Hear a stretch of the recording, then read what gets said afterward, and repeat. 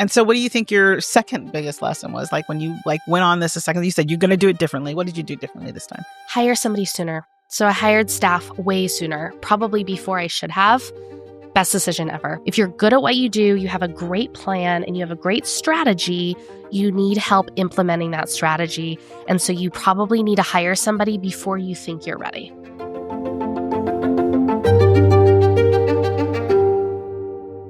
Hi, welcome back to Oracle on Purpose podcast. I'm Leah Dunlap, the Oracle on Purpose.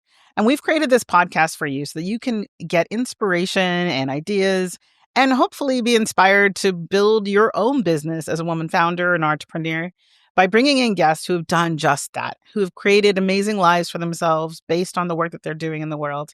And today I'm really excited to have Kaitlyn. Kaitlyn Laney is CFP. She is the owner of Trek Wealth Solutions. I really love the fact that when we met a while ago, you're not only a mom, of course, like myself, but you're also, I love that I was checking out something on your website and it said wife, mom, and a friend. And I think when people look at women founders, like that's a lot. We juggle a lot as women founders when we're creating businesses, when we're running. And so with your new company, because it's fairly new, I'm thinking right now, you haven't been doing it for very long. What was the big impetus as you created your wealth management system and your company to bring all of that and all of your life into balance? Oh, first of all, Leah, it's so great to see you again. Thank you for having me. It's so I love this question because I never went into this business to be an owner. I always just wanted to help people. And I worked for big companies like Vanguard and Fidelity, and I loved it. It was great. I had a VP title. I had a really big book of clients, and it just got to the point where I wasn't able to serve my clients in an authentic way in the confines of corporate America. And I just needed a lot more freedom and flexibility. So in 2018, I left and started building my own book of business as an independent financial advisor underneath the umbrella of another independent, smaller firm.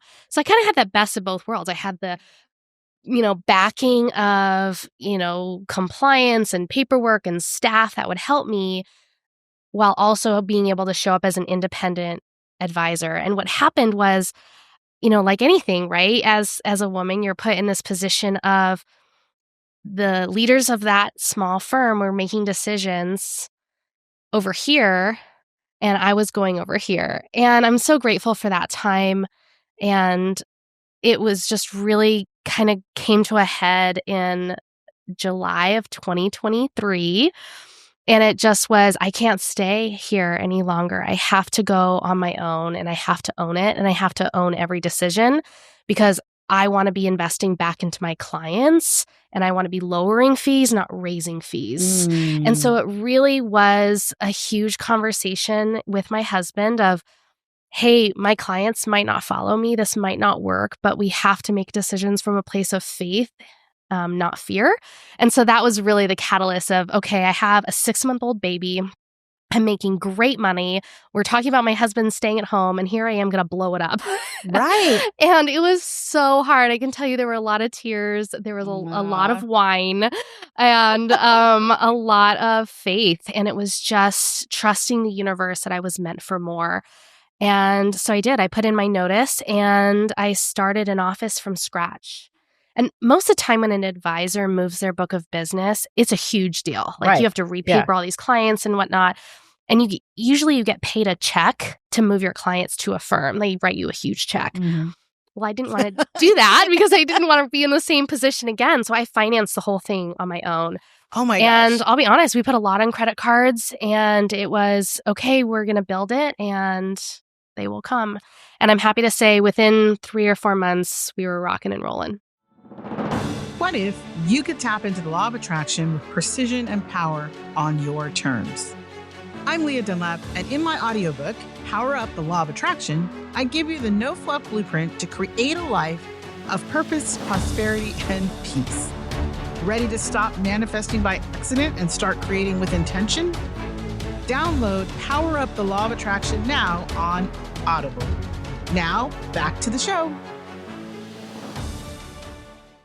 I want to back up just a second and talk about the faith piece of the faith that it takes. So oftentimes my clients, myself, we're talking about the leap of faith, right? There's the 2x4 moment when you realize, like you said, like, okay, we can't, you're going two different directions. Can't keep doing this. What do I need to do to make that next step? So what was that moment inside of you before you told your husband, where you were like, oh, this is happening? What was that like for you? What was that moment, that clarion voice in your own head that said, oh, it's time? Um, I met with two girlfriends of mine who are also financial advisors who are independent. And I sat down with them and they both wanted me to join their firm, which is funny. And I'm so flattered by that. And I said, okay, well, like, walk me through like how you do this. And they both did. They just opened up their books and they showed me every single thing that I needed. And even though they were my age, they were about a year ahead of me in starting their firm. And I think when you have somebody or a friend that's already done it, it feels less scary. And one of those women I didn't know very well. I knew of her. And so I cold called her basically. And I said, hey, Jenna, I know we don't know each other. We know of each other.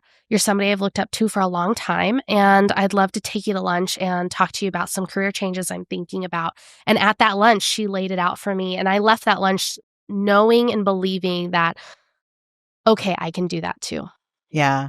I think that's a really important piece to consider. And as we're talking to women entrepreneurs like you are watching, we were just having a conversation off before we started today about this idea that like women and in today's world, like women are learning to collaborate and to work together. But it's come at a hard road before that of like not trusting other women and things like that. Do you feel that was a pivotal choice for you to like reach out to someone and say like, I need help, right? I need to understand where I'm going. I need to have that additional assistance. I don't know that a lot of people, women in particular, or that are looking at making these big moves, feel confident enough to do that. So what gave you the confidence to really pick up that phone and make that call? You're so right. It is confidence. And I think a lot of it had to do with I'd been in this business for almost 12 years at that point. It's been 15 years now. And so I'm really, really good at what I do. And I have a really good reputation. So I think part of it was I'm coming to the table knowing what I know, but I've never been an owner. I've never ran a firm. I've never ran payroll before. I've never ran compliance, and compliance in a financial firm is very big. I mean, the compliance bill alone is very big. So it's like, who do you hire? How do you manage that? What bills can I expect? And so I think for me, if I could go back to like my 30-year-old self, not, 33, but, is I wish I had been more vulnerable sooner. Oh, that's such a great insight. So do you think, looking back now, the good old fashioned, if you were to go back and talk to yourself then, what would you have told yourself about that? People want to help you. It's Yes, so simple. right? Like, people want to reach up and help you and pull you along. And I did so many things the hard way. When I left Fidelity in 2018, I went to every networking event you could imagine. I hosted dinners. I hosted seminars. I built my book to 65 million the hard way, knocking on doors the hard way. And it worked. But gosh, it would have worked so much better if I had just been honest and authentic and talked with peers and asked for coaching. But I thought, oh, I've had the best coaches. I've had the best training with Vanguard and Fidelity. I can do this on my own. And it took a long time. It took about 2.5, 3 years to build my book to that size, and until 2021, really.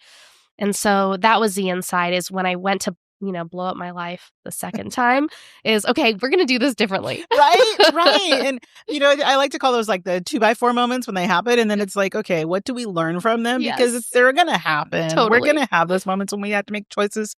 But it is, what do we learn from them? And so what do you think your second biggest lesson was? Like when you went on this a second, you said you're going to do it differently. What did you do differently this time? Hire somebody sooner. So I hired staff way sooner, probably before I should have. Best decision ever, because you can't do all things. And so there comes a point where if you think you can't afford it, but you need it, you've got to figure out how to afford it. It's already there. It's already too late. It's already right? there. You Yeah. just got to hire somebody and have faith that the money will be there. You will always be able to make money. If you're good at what you do, you have a great plan and you have a great strategy, you need help implementing that strategy. And so you probably need to hire somebody before you think you're ready. Yeah. I think that's something that a lot of women might struggle with is the idea of like, well, if we can't do it all, then somehow we're not doing enough. Do you feel like you can relate to that? Like the idea of like the reason we don't do that is because we think, well, we should be able to do all of this. I think it's less, for me at least, it's less about I should be able to do it. It's more of the opportunity cost. Oh, okay. Is, hey, that's $50,000 salary. What could I do? What could I spend that on my family? Okay. I You think that's a know? great insight too. So And like, so for me, it's like, yeah, wow, that's like a great couple vacations for my family. Is this salary worth taking $50,000 away from my family? Like, I want to do a kitchen remodel. It's going to cost us $180,000. That's going to set me back. And I think that's the mindset that all people, but especially financial people, because we think about because you're looking every about the penny and we numbers. think Yeah, about all those different exactly. angles, Yeah. is the opportunity cost. And so if we're thinking about the opportunity cost, you also need to think about the opportunity gain. Right. That if a $50,000 salary is going to help you make $1 million, who cares about the $50,000, right? It's true. And so, I think it's just about changing the perspective, changing the lens. Yeah. And really, I like that, changing the lens. It's like how you're showing up to the problem, right? If you're looking at it as a problem, suddenly that's all you're seeing. If But you're if you look looking at at it it as a cost instead of an yeah, investment. instead of an investment. Exactly. And do you think that now, if you were to like reach out to someone or someone was to pick up the phone and call you and say, hey, Kaitlyn, we don't know each other very well, but, um, do you feel now, like, what was your reaction to that be, do you think today? Well, I've always had a heart for mentorship and teaching anyway. So I've mentored a lot of people in the past. But I've never reached out for mentorship. So I think that was kind of I've always been the one helping everybody else. And so that was the switch for me, is I needed to be an open book. I needed to be vulnerable. And if I know I'm meant for more, I just don't know quite how to execute every piece of it. And so who do I need in my corner to really help level up? And I think that's been the biggest aha moment for me as a business owner, is I've had this alpha female and I've had to show up in a very masculine way for a very long time. And there's a place for that for sure, but there's also a place for that feminine energy of saying, hey, I'm really needing some help and some guidance here. Who's on my team and who can help me get there? Mm-hmm. I think that's an important thing to note. And I think that that's a part of it, right? Like, who do you have on your back? Who's in your back? Who's got you, right? Who's going to be there to support you and look at what you're doing and creating. So I'm curious this is the part of the call. And for those of you watching, again, we're at this place where I get the chance to support you as a woman founder and entrepreneur. And that's what we're doing here with this podcast now, is to help you guys, even though, as you said, like, we are always growing. There's always something next. What's your next, do you think, right now? Probably hiring more staff. Right? So I'm like, I'm saying it's as out loud as I'm coaching myself, right? Yeah. So, any insight you have on, gosh, I don't even know where to go with this question, but, I think I'm needing to hire somebody that's not virtual, that's in person, which is going to be different for me. I've always had virtual assistants and virtual help. It hasn't mattered where they live. But as our firm has grown, I'm needing more on the ground help with paperwork and folders and more hands-on office work help. And so I think that's going to be the next journey for me, is crafting and figuring out what's the best way to go about hiring and looking for that person. Like an in-person team. Yeah. By the way, I was just saying, like, team, not a person. It looks like your next stage is really to have. Do you currently have an office situation? We do. So our headquarters office, and we have a conference room, is in the Kierland, Scottsdale, Arizona. Okay. And I have an executive assistant and an office manager who handles all of the paperwork for clients. And the next step is to hire more or less a junior associate. I was just going to say, so really, advisor. yeah. And it feels like you're going to have a staff of about 5 people there. Mm-hmm. So I would say then that's like, you're looking at the next year, probably adding those 3 people. Yeah. The 3 people that can really help you to continue to grow. Yeah. Do you see that then becoming multiple locations? I do. So we have clients all over the country, primarily California and Colorado. So right now I already spend a month in Colorado meeting with those clients, but I'd love to have an office in Denver and Scottsdale, and to go back and forth. I don't know if we'll have a physical office in California because it's such an easy flight and we have access to conference rooms there. But, the world of Zoom makes life so easy. And most of my clients are busy CEOs and doctors. Yeah. They So for don't, them to drop they don't in on want to the meet in call. person Yeah, anyway, right, especially right. in California with traffic. So most folks are on Zoom. But I think the in-person staff is just going to come from the synergy of working together. I'm curious, how important do you think working side by side with somebody is important? Or I think for you that like literally you have a pod of people. Like that's what I'm seeing for you is it's a gentleman and a couple of women. So it's interesting. So you're talking about like where you've come from. It's nice to see that you're going to have a lot of female energy in your own space. But the interesting thing about what I see in regards to that from O is that this is a formula you're creating that you're going to multiply. So yes, to that point, it is important for you to have, what people might call like your business family style. Like what is that? What is your culture like? Is going to be what you're creating in this first pod of people, and then you're going to start duplicating it pretty quickly. oh, I love hearing that because that's definitely the vision for sure. Yeah, yeah. As a very busy mom, it gets overwhelming thinking about managing that. So what would you say to me as I'm excited about that, but I'm also, gosh, thinking, how am I going to manage it? Yeah, I mean, she just okay. So one thing I'll just tell everybody when you guys hear this about the O, she likes to be kind of funny. She's like she has a sense of humor in like because she's seen all these things. And the point is like you're already handling it. Like this idea that the more is going to be more work, it's not true. For you, it's going to be more delegation. Right. But that's why this initial pod is so important because whatever you create there needs to be duplicated. So she's saying, like, this is the work. Don't worry about the 5, 10 that are coming. This one is going to be the model for all the rest. Yeah. So keep that in mind if that's something you're concerned about. But you have the capacity to create that the way you want it to be. I think you're right. And, I think I've always just wanted to show up and help people.